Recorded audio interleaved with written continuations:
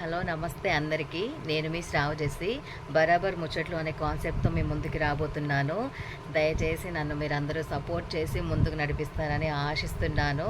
అది కాక ఈరోజు ఉమెన్స్ డే, ఒక మంచి రోజు నా యూట్యూబ్ ఛానల్ స్టార్ట్ చేయాలనేది నా కోరిక. అది ఈరోజు నెరవేరుతున్నందుకు నాకు చాలా సంతోషంగా ఉంది.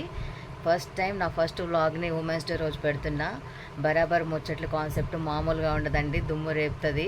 మన వీధిలో గల్లీలలో జరిగే టాపిక్లు పట్టుకొని వచ్చి మీ ముందు ఖచ్చితంగా హల్చల్ చేయబోతున్నాను.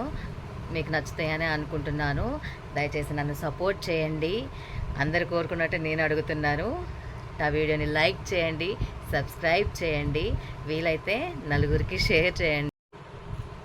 యాక్చువల్లీ ఇది నా ఒరిజినల్ ఫేస్ కాదండి, నేను కార్టూన్ వాడుతున్నాను.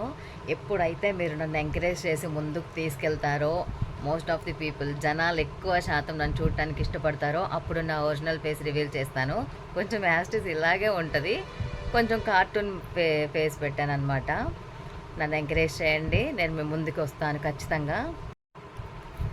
ఈరోజు ఉమెన్స్ డే కదా, కొత్తగా ఏదైనా ప్లాన్ చేద్దాం అనుకున్నా కానీ అయ్యేం కుదరలేదు.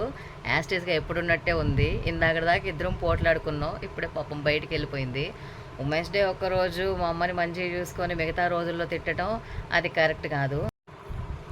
ఈరోజు బరాబర్ ముచ్చట ఏంటంటే బాబాయ్, ఉమెన్స్ డేనే ఏమిలే, సంవత్సరం అంతా మన కోసం కష్టపడుతున్నారు కదా, అందులో ఒక్కరోజు వాళ్ళ కోసం కష్టపడడంలో తప్పులేదుగా.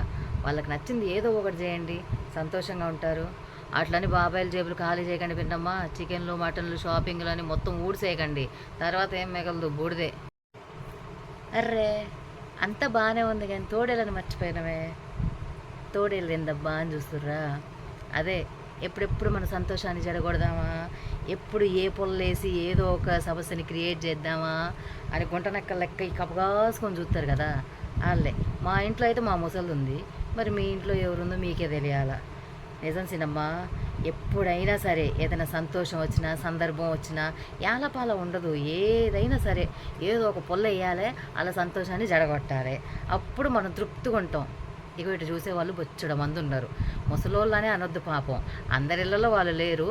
తోడేళ్ళు కోడళ్ళు ఉన్నారు, తోడేళ్ళు అత్తలు ఉన్నారు, బొచ్చడం మంది ఉన్నారు. మీ ఇంట్లో ఎవరున్నారో కామెంట్ సెక్షన్లో పెట్టండి, నేను కూడా తెలుసుకుంటా. ఇగో ఇవన్నీ ప్రతి చోట ఉండే పిన్నమ్మ, ఏం పట్టించుకోకుర్రి.